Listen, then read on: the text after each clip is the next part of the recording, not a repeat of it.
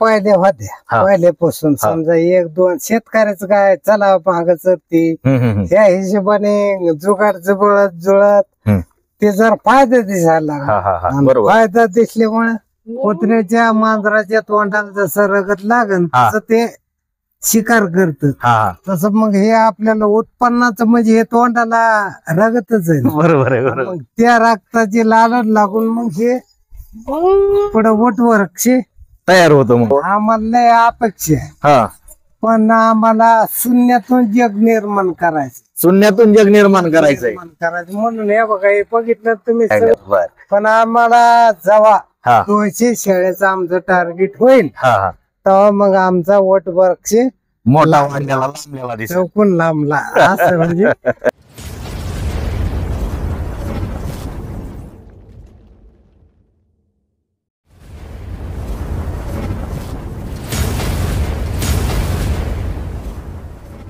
नमस्कार पशुपालक मित्रांनो, स्वागत आहे आपलं आपल्या नवीन व्हिडिओ मध्ये. तर पशुपालक मित्रांनो, मी सध्या आहे पिंपळनेर गणपतीचं, जे की तालुका जिल्हा बीड या ठिकाणी येतं. माझ्या पाठीमागे जर तुम्ही पाहिलं, गावरान जातीच्या लहान मोठ्या तब्बल 100 शेळ्या आहेत. या 100 शेळ्यांचं शेळी पालन कशा प्रकारे केलं जातं, ह्याचं व्यवस्थापन कशा प्रकारे आहे, संपूर्ण माहिती मित्रांनो आपण पाहणार आहोत. त्याआधी मित्रांनो, तुम्ही चॅनलवरती नवीन असाल चॅनल सबस्क्राईब करा आणि हा व्हिडिओ जास्तीत जास्त ज्यांना शेळी पालन करायचंय किंवा जे करते त्यांच्यापर्यंत शेअर करा. तर चला पाहूया सविस्तर माहिती. शेतकरी मित्रांनो, इथं जर तुम्ही बघितलं, हे जे शेळी पालन आहे कसं जुगाडू पद्धतीने त्यांनी गेटची रचना केलेली पहा मित्रांनो. तर नमस्कार सर, प्रथमतः स्वागत आहे आपलं आपल्या चॅनलवरती. आपलं नाव आणि आपला पत्ता सांगा. पिंपळनेर तालुका जिल्हा बीड, ज्ञानेश्वर रमेश जाधव. बर सर, आता आपण जे शेळी पालन सुरुवात केलं, आपल्याकडे लहान मोठ्या गावरान जातीच्या तब्बल किती शेळ्या? 100 शेळ्या. 100. बर, आता आपण ही सुरुवात कधीपासून केलेली? हे पहिल्यापासूनच शेळ्या होत्या, आता 7-8 महिने झालं चालू केलेलं. बर, पहिले किती होत्या? 4-5 होत्या. 4-5. बर, आता अजून एक महत्वाचा प्रश्न, तुमचं शिक्षण किती झालंय सर? मी 12वी. बर बर, आता कसं आहे, व्यवसायामध्ये अनेक व्यवसाय आहेत. शेळी पालन सोडता गाय पालन आहे, म्हैस पालन आहे किंवा इतर व्यवसाय. बाहेर बी आपल्याला आपण एखादा व्यवसाय, हॉटेल व्यवसाय करू शकतो. तुम्ही शेळी पालनाकडेच का वळालात बरं? शेळी पालनाकडे घरी बसल्या हे शेती आम्हाला इथंच. तर त्याच्यामुळं शेतीमध्ये ऍडजस्ट करून शेळ्या पण बघणं होत्या. बर बर. तर हे जे तुमच्याकडे आता 100 शेळ्या, सुरुवातीला होत्या काही शेळ्या, पण तुम्ही डायरेक्ट शेळ्या विक्री घेतल्या का वाढत गेल्या? काही वाढत गेल्या, काही घेतल्या. किती घेतल्या होत्या आपण? 3 घेतल्या होत्या, बाकीच्या घरचे सगळं. बर, आता ह्या शेळी पालनचं हे जे तुम्ही कंपाऊंड वगैरे जाळी मारलेली, तर हे किती, समजा सगळं एक अंतर किती असेल हे सगळं? 50 बाय 100च आहे. 50 बाय 100च. बर, आता 20 फुटाचं शेड आहे त्यांना, म्हणजे 20 फुटाचं शेड आतमध्ये असतं आणि 50 बाय 100 साईडचा राऊंड सगळा. बर, आता ह्या शेळी पालनासाठी सगळ्यात महत्वाचा विषय असतो, की शेळी पालन करायचं म्हणलं की शेतकऱ्यांना त्याला सुरुवातीला चारा करावा लागतो. तर आपल्याकडे हे शेळी पालन कसं आहे, बंदिस्त आहे का म्हणजे बाहेर फिरता तुम्ही? अर्ध बंदिस्त म्हणायचं, घरी पण टाकतो आणि बाहेर पण चालतो. बर, आता आपण घरी टाकण्यासाठी काय ठेवलेलं शेतामध्ये? मेथे घास आहे, काही भुसकट आहे, सोयाबीनचं, तुरीचं स्टॉक केलेला आहे का? स्टॉक केलेला. मेथी घास आपण किती केलेला 100 शेळ्यांसाठी? 100 शेळ्यासाठी 2-3 गुंठेचा आहे. काही तिकडे गोड्या घास आहे 4-5 गुंठे. असं आहे का? म्हणजे हे 2-3 गुंठे आणि ते 4-5 गुंठे. बर, आता हे जे अर्ध बंदिस्त आहे तुमचं शेळी पालन, सकाळी तुमचं कामकाज कसं चालतं शेळ्यांचं? काय सगळ्यात अगोदर उठून पिल्ले पाजणं लहान आली आणि पुन्हा झाड लोट करून आपलं सोडायचं. किती वाजता एक अंदाजे? 10-11 वाजता सोडतो. म्हणजे 10-11 वाजतात म्हणायचं सगळं कामकाज आवरायला. बर, आणि आता हे जे बाहेर शेळ्या सोडल्याच नंतर संध्याकाळी किती वाजता घेऊन येतात? 5 वाजता. 5 वाजता. बर, त्यानंतर आपल्या शेळ्यांना खुराक वगैरे कसं असतंय? खुराक जी गाभण आहे त्या शेळीला देतो, जी गाभण नाही त्या शेळीला देत नाही. दुधाच्या शेळीला 2-2.5 महिने देतो. बर बर, आता तुमचं साईडने जाळी मारलेली, तर काही 4-5 मला गव्हाणी पण दिसतात, जे की दरामाच्या बनवलेल्या. एका गव्हाणीमध्ये तिथं शेळी दिसते पाणी पित आणि त्यामध्ये पाणी ठेवलेलं आहे. बाकीच्या 2 गव्हाणी समजा चारा टाकण्यासाठी. बर, आता हे जे सगळ्या शेळ्यात, तर ह्यांचं बांधण्याचं नियोजन कसं असतं? सगळं एकत्र सोडता का कसं काय?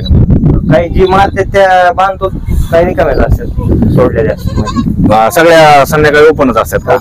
बर बर. आता शेळी पालनामध्ये अलीकडे आता हे मामा मला इथं फार्म मध्ये दिसत, ह्यांचं काय रोल असतो या शेळी पालनामध्ये? यांचं काय कामकाज असतं इथं? कामकाज म्हणजे ते असंच बघू लागायला, मागं पुढे सगळं तेच बघते. शे पण बघते समजा. हो बर, म्हणजे बाहेर सोडायच्या टायमाला सोबत असते का? हे कोण आहेत तुमचे? मामा आहेत. मामा लागतात. हा. बर बर. तर मामा कसं आहे, शेळी पालन परवडतं का बरं? शेळी पालन कशा पद्धतीने परवडतं बरं? कारण जेवढा आपण त्यांना जपू हा हा तेवढा आपल्याला ते फायदा देतो. बर बर. पिल्ल्याची दक्षता घेणे, हा हा अलीकडे गेल्यावर त्यांचं दुखणं, ताप हा हा आणि संडास हा. लागल्यावर व्यवस्थिशीर डॉक्टर आणणे, हा हा पदार्थ टॉनिक वगैरे देणे, बर बर मेडिसिन. बर. आता तुमच्या आता एवढ्या मोठ्या शेळ्यात आता शेळी पालन म्हणलं की शेतकऱ्यांना एक प्रश्न भेडसावतो की शेळ्यांची जी पिल्ले असतात, होणारे पिल्ले, ते जास्त मरतूक होती त्याची. हा. त्यासाठी काय सांगतात? त्यासाठी काय करावं लागतं नेमकं मरतूक होऊ नये म्हणून? जेवढी काळजी माणूस घेईन हा तेवढं मरत नाही, काय होत नाही. हा हा. पण हलगर्जीपणा केलं की ते बरं, काळजी पण नेमकी काय घेतली पाहिजे बुवा? लहान पिल्लू जन्माल्यापासून लहान पिलो जन्माला हा म्हणजे पद्धतशीर वाळून देणं, हा हा हा पुन्हा मग थोडस शेळीचे 4-2 धारा खाली पिळणं, पुन्हा पाडणं. बर बर हो बर. आणि आता पिल्ले समजा जन्मल्याच्या नंतर ह्या खांडामध्ये तुम्ही बाहेर सोडायला किती दिवसानंतर नेतात? बरं, एक 15-3 वार 15 ते 3 वाराच्या नंतर. आणि तोपर्यंत समजा इथं घरी घरी काय देता पिल्लांना? चारा वगैरे? चारा आहे, घास बांधायचा. हो बर बर खाते ते, बर. पाणी. बर. आता आपल्याकडे एवढ्या मोठ्या शेळ्या आहेत, आता ह्याला 100 शेळ्यामध्ये जवळपास वर्षाकाठी किती पिल्ले तयार होते समजा एक अंदाजे? वर्षाला हा वर्षाला म्हणजे 14 महिन्याला 2दा शेळी येते. बर, 14 महिन्यात किती होते मग? कोणत्या 4 देत्यात, हा. कोणत्या 3 देत्यात, कोणत्या 2 देत्यात. हा. आणि पहिल्या रोजी पाटीत हा ती एक बी दिवस बर. देते. असं म्हणजे 100-150 पिल्लू. 100-150 पिल्लू होतं. बर. तर आता 100-150 पिल्लू होतं हे बरोबर आहे तुमचं. पण त्या पिल्लाला जे तुमचं बोकड असतं, आता हे बकरच आहे ना, पाट आहे. आता ही पाट समजा ह्याच साईजचं बकरू असतं, तर ते किती रुपयाला तुमचं विक्री होतं तुमच्याकडे? 8 पासून 10 पर्यंत. 8 पासून ते 10,000. बर. आता मग ह्याचं विक्री कसं करता? इथंच विकता का बाजारात नेतात? इथं येते, बाजारात नेतात, बाजारात पण नेतात. बर. ओढवणे, नाटापूर. आता तुमच्याकडे हे जे 100 शेळ्यात, लहान मोठ्या 100 शेळ्यात, बरं, आता हे जे पिल्ले तयार होणार आहेत ही वाढत जाते संख्या, वाढणारच ना. मग आता तुम्ही ह्याच्यावर स्टॉप करणार आहेत का अजून वाढीत चालणार? वाढीत चालणार. बरं, कितीचं टार्गेट आहे तुमचं सरासरी? 200 करायच्यात. बर. आता एवढ्या मोठ्या 200 मग आता सांभाळायला लय परेशानी होईल. मग काय आता कष्ट केल्याशिवाय उत्पन्न आहे का? हा ते बरोबर आहे. केल्याशिवाय खायला भेटन का आपल्याला? नाही ना, नाही. माणसात हा हा हा बरोबर. बर. आता तुमच्याकडे शेती पण आहे, मग आता तुम्ही 2 जण, आता हे तुमचा भाचा, तुम्ही 2 जण हे शेळी पालन बघताय, तुमचं टार्गेट 200च आहे. मग शेतीमध्ये कसं बरं शेळी पालन करत करत लक्ष कसं म्हणजे ठेवता? घरचे आहेत, आम्ही आहेत, कमी जास्त. पुन्हा हे शेळीचं खत निघतं, त्याच्यामुळे शेतीला उत्पन्न वाढतं. कारण खतामुळे. बर. किती आपल्याकडे शेती? आमच्या दोघांकडनं 10-12 एकर आहे. 10-12 एकर. तरी पण शेळी पालन करतायत. बरं, शेळी पालन काय बरं? शेळी पालनामध्ये एवढी जादू काय? तुम्ही 200 शेळ्या करणार आहेत आता? जादू म्हणजे आमचं ह्या शेतीपेक्षा आम्हाला शेळी परवडते असं म्हणजे आम्हाला वाटतं. बरं, म्हणजे आहेच. बरं, किती वर्षाकाठी एक मिनिमम किती उत्पन्न होतं बरं आपल्या शेतकऱ्यांना सांगा? वरच्या काठी 2.5 लाख रुपये होत बघ, सगळं खर्च अर्थ जाऊन. किती बरोबर आहे का जास्त होतं? 2.5 लाख. 2.5 लाख रुपये एका लॉटला 2.5 लाख, म्हणजे 14 महिन्यात 2 लॉट निघते तुमचे. 5 लाखापर्यंत खर्च अर्थ जाऊन. शेतकरी मित्रांनो, आपण ही माहिती तुमच्यापर्यंत जशाच तशी शेतकऱ्यांच्या तोंडून सांगत असतो. गावरान शेळी पालन लहान मोठे तब्बल यांच्याकडे 100 नग आहेत. 200चं टार्गेट आहे मामाचं, भाषाचं. 200 शेळ्या त्यांना करायच्यात. आणि शेती जर त्यांच्याकडे पाहिलं तुम्ही 10 ते 12 एकर जमीन आहे. ते असतानाही ते शेळी पालन करतात, कारण त्यांच्या मते शेळी पालन हे परवडतं आणि शेळी पालन मधून त्यांना भरघोस असं उत्पन्न निघतं. बरं मामा, आता तुम्ही जवळपास लहान मोठ्या 100 शेळ्या केल्यात गावरान जातीच्या. आता तुम्ही व्हिडिओ मध्ये बघत असताना किंवा तुमच्यासारखे शेळी पालन करणारे इतर अनेक शेतकरी किंवा आमच्यासारखे तरुण वर्ग याच्याकडे एक मुख्य व्यवसाय म्हणून पाहत येतं. मग त्यांच्याकडे वेगवेगळ्या जातीच्या शेळ्या असतात. बरं, बिटल आसन, बोर आसन किंवा शिरोळी, अनेक काठियावाडी भरपूर जाती. मग तुम्ही ही गावरानच जात का निवडली? नाही, ही म्हणजे कसं आहे, पाऊस असो, पाणी असो, आणि काही हिवाळा असो, भिजल्या सवारल्या, कमी जास्त खाण्याला पड तरी हे सपटून जाते. बर, कुठे चालतात हे बिट्ट जंती आम्हाला काही जमत नाही. धरलं काय ते? त्याला बाजूला मारतोय. म्हणजे हे कुठं बी सपाटणारी जात आहे, खाणारी जात आहे. बर, काँग्रेस खाती. काँग्रेस आहेत खाती. बरं, आता हे ह्यांना चारायला कुठं नेता? आता कुठं रानोमाळ. समजा जे शेतीचे काम उरकल्याच्या नंतर जी सरकी वगैरे तिथे सरकीच्या शेतामध्ये चारतात.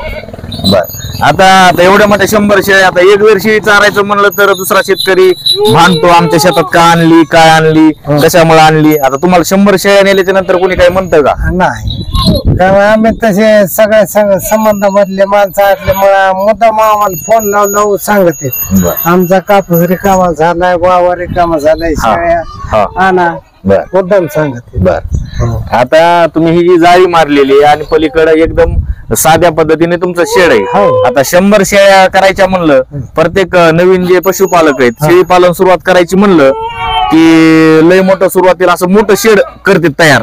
गव्हाणी हे भारी भारी जातीच्या शेळ्या. मग तुम्हाला नाही का वाटलं आपण मोठं शेड करावं? आम्हाला नाही अपेक्षा, पण आम्हाला शून्यातून जग निर्माण करायचं. शून्यातून जग निर्माण करायचंय म्हणून हे बघा, हे बघितलं तुम्ही सगळं जाळ्या फेळ्या पत्र फित्र चवाळे गोंधऱ्या. बर, आता किती वर्ष झाले म्हणलं तुमचं सुरू आहे? हे आमचं 2 वर्षात. 2 वर्षात एवढं झालं. बर, आता वर्षा खात्या वाढता वाढता मग आम्हाला फायदा दिसायला लागला, वाढीतच चालली. मग वाढीत चाललं, फक्त बोकडा येत होता आम्ही, फक्त बोकड आणि पाठी ह्या पाठी ठेवायच्या. बर, आता एक अजून महत्वाचा प्रश्न, तुमच्याकडे 100 शेळ्या, 100 शेळ्यामध्ये किती बोकडे तुमच्याकडे मोठाले जे की लागवडीसाठी असतात? आमच्याकडे 4 आहेत. 4? 100 शेळ्याला मिनिमम 4 बोकडे पाहिजे समजा. बर, आता जे 4 बोकडे ते गावरानच आहेत काही? गावरानच आहेत. इथं काय तुम्हाला देणार नाही, काय गावरान. बर बर बर, सगळं गावरान. आता तुम्हाला जे शेड करायचंय भविष्यामध्ये, तर ह्या जागेवर करणार आहे इकडे शेतामध्ये कुठं आहे तुमचं प्लॅन? हे पलीकडे कर ना, पलीकडे करायचंय तुम्हाला? अर्धा एक वाढ नेसता आम्हाला ही जाळीच जित्रा म्हणल्यावर लागणार. हा, बरोबर आहे. बर, आता शेळ्यांसाठी एक महत्वाचा प्रश्न तुम्हाला अजून एक शेतकऱ्यांच्या आम्हाला कमेंट असतात, विचारित असतात. सगळ्यात जास्त शेतामध्ये जो आपण चारा टाकतो, तर गावरान शेळ्यासाठी कोणता चारा बरं चांगला आहे माहिती का आपल्याला? मेथी घास. मेथी घास आमच्याकडे जास्त मेथी घास. बर, मेथी घासच का बरं केला तुम्ही नेमकं? कारण म्हणजे ते टोटल खात्यात ना, म्हणजे व्हायला जात नाही का पिल्लांना वगैरे? सगळ्यांना तेच. आता आपल्याकडे समजा शेळ्यांना काही आजार आला, आता कसं असतंय शेळी पालन म्हणलं किंवा कोणताही व्यवसाय जनावराचा म्हणलं तर रोग येतोच. तर आपल्याकडे ह्या 2 वर्षामध्ये काही अनुभव आहे का शेळ्यांना रोग आला, तुमच्या शेळ्या मेल्या असं काही? आमची एक बी मेली नाही. कारण ओलसं काय झालं की डॉक्टर आम्ही बांधलेच, आमचे 2-3 डॉक्टर लगेच फोन लावायचं, लगेच फोन लावलं डायरेक्ट ते इथं येऊन सलाईन दे कुठं काय त्यांच्या हिशोबाने करतात. बर बर, ह्यांना लसीकरण वगैरे केलेलं आहे का? करतात ना, डॉक्टर मधून सांगतात आम्हाला किंवा या लस आली ही टोचून घ्या, मग ते येतात आणि लस देऊन जाते. म्हणजे सगळ्या शेळ्यांना लस वगैरे दिली. बर, आता तुमच्याकडे जे तुम्ही सांगितलं की आम्ही फक्त बोकडं विकतो, तर बोकडं किती महिन्याचे झाल्याच्या नंतर विक्री करता? आम्ही जास्तीत जास्त 5 महिन्याच्या पुढं. 5 महिन्याच्या पुढं. बर, आता 5 महिन्याच्या पुढचं बोकड आपल्याकडे हायस्ट कितीला विक्री झालेलं आहे? मग तसं ते कसं आहे, काहीच सडपातळ असतं, काही शरीरात भरलेलं असतं, आणि जे शरीरात भरलंय ते 10,000च्या पुढं. 10,000च्या पुढं. बरं, नगावर विकता का वजनावर? नाही नागावर. नगावर जसं आकार बघून तसं विकायचं. बरं, आता काय होतंय, आता तुमचं 100 शेळ्या, तुमच्याकडे लहान मोठ्या शेळ्या दिसतात, काही चांगल्या प्रकारच्या पाटी आहेत. म्हणजे शेतकरी पाहतात किंवा ज्यांना नवीन शेळी पालन करायचं त्या लोकांना तुमच्या शेळ्या आवडल्या, मग त्यांनी मागितल्याच्या नंतर त्यांना विक्री करू शकता का तुम्ही? तसं फार्मासा असेल तर गॅरंटीने आम्ही देऊ शकतो कोणाला बी. पाटी का मोठ्या शेळ्या? मोठ्या पार्टीची गॅरंटी देत नाही. फक्त हे आहे ही एवढ्यात पसंत आणि घेऊन जा. तिचं काय सांगणार, जसं आता समजा ही शेळी ती शेळी आता क्लिअर सांगतो, तुम्ही घेऊन जा. 3-4 बोकड, 3 बोकडापेक्षा काही बी ते पाठ हो बोकड हो 3 कार्डापेक्षा जास्त पिल्ले तुम्ही दिले पाहिजे असं आम्ही गॅरंटी देतो. मग 10 रुपये जास्त घेतो. बरोबर आहे. आपल्याकडं शेळ्या परेशान करतात थोडे. आता आपल्याकडं बेण्याच आहे. बरं, आता किती महिन्याचं असेल? हे 9 महिन्याचं. 9 महिन्याचं. 9 महिन्याचं आता हे विकायचं म्हणलं तर एक अंदाजे किती भाव होऊ शकतो याचा? हेच का? हे 17-18. 17-18 हजार. बघा शेतकरी मित्रांनो, तुम्ही म्हणतात की खोटी माहिती आपण कधी कधी काही शेतकरी सांगतात, पण त्यांच्या मतानुसार बोकडाची तुम्ही तब्येत वगैरे बघा, एक 17 ते 18 हजार ह्याची किंमत आहे. बरेचशा जे पशुपालक आहेत ज्यांना शेळी पालन करायचंय त्यांचं मत असं आहे की गावरान शेळ्या परवडत नाहीत. आता बाबा सांगतात हे बोकड किती महिन्याचं म्हणले? 9 महिने. 9 महिन्याचं बोकड तुम्हाला 17 ते 18 हजार रुपये किंमत देते. मग का परवडत नाही गावरान शेळी पालन? आणि त्यांच्या मतानुसार गावरान शेळी जे आहेत, गावरान शेळ्या काही पण खातात, शेतामधलं जे गवत उगतं ते गवत काढी खाऊन त्यांची गुजारणा ते करतात आणि त्यांना जास्त चाऱ्याची बाहेर म्हणजे फिरूनच ते सगळ्या शेळ्यांचा सांभाळ करतात. मग आपण जर समजा जे नवीन शेळी पालन करणार आहेत, नवीन शेळी पालन करायचं म्हणलं की ती काय करते, सुरुवातीला चारा लागवड वगैरे करते आणि पूर्ण बंदिस्त शेळ्या असतात. बरं, त्याच्यामध्ये आणि ह्या गावरान शेळ्यामध्ये काय तुम्हाला डिफरन्स वाटतो? बंदिस्तपेक्षा जी बंदिस्त आहे आणि जी अशी बाहेर चरण तर सवयीचा फरक आहे. म्हणजे पाळलेल्या जास्त सुधरत नाही आणि हे बाहेर सोडल्या पाय मोकळा होतो, काही खायला भेटत. बरोबर आहे. गेलं फिलं बाबळ गोर आणि काही गवत 12 वनस्पती. त्याच्यामुळे ते तंदुरुस्त सोडायलाच पाहिजेत म्हणायचं. थोडं का व्हायना समजा फिरायला पाहिजे. आम्ही दररोज 7-7 तास आम्ही दिल्ली सोडतो. बर, आता अजून एक तुम्हाला एक महत्वाचा प्रश्न विचारायचा आहे. तुम्ही जे 100 शेळ्या केल्यात, बरं हे तुम्हाला कसं सुचलं की 100 शेळ्या तुम्ही आता वाढिल्यात? कसं सुचलं? कुठे व्हिडिओ बघितला का एखाद्या फार्मला भेट दिली? कसं? नाही, पहिले होत्या पहिल्यापासून. समजा 1-2 शेतकऱ्याचं काय चला मागायचं ती त्या हिशोबाने जुगाड जुळत ते जर फायदा दिसायला लागला. फायदा दिसल्यामुळे आणि आता मटणाला ह्याला किमती वाढल्यात, हॉटेल पडलेत, त्याच्यामुळे बोकडाच्या किमती वाढत चालल्या. त्याच्यामुळे तुमच्या डोक्यामध्ये पण प्लॅन वाढत चालले. बर, आता तुम्ही ही जी जाळी मारली आहे, जाळी एकदम साध्या पद्धतीने तुम्ही सिमेंटच्या पोलाचा वापर केलेला आहे आणि जाळी केलेली तुमच्या घरापाशी खाली ह्याला मुरुम वगैरे टाकून तुम्ही भरलेलं आहे.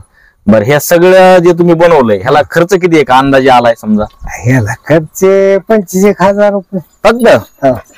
बघा शेतकरी मित्रांनो, जाळीला 25,000 आणि शेड वगैरे हे अलग. पण सगळा टोटल खर्च किती आला? 50,000. 50 बरोबर. पण 1 लाखाच्या आत म्हणायचं. लाख रुपये. शेतकरी मित्रांनो, तुम्हाला जर 100 शेळ्या जर पाळायच्या असत्या, त्यांचं 200चं टार्गेट आहे, पण सध्या त्यांच्या फार्मवरती 100 शेळ्यात लहान मोठ्या. तर त्यांच्या मतानुसार तुम्ही 1 लाखाच्या आतमध्ये त्याला कंपाऊंड जाळी साध्या पद्धतीने शेड जर केलं तर 1 लाख रुपये खर्चामध्ये तुमचं शेळी पालन तयार होऊ शकतं.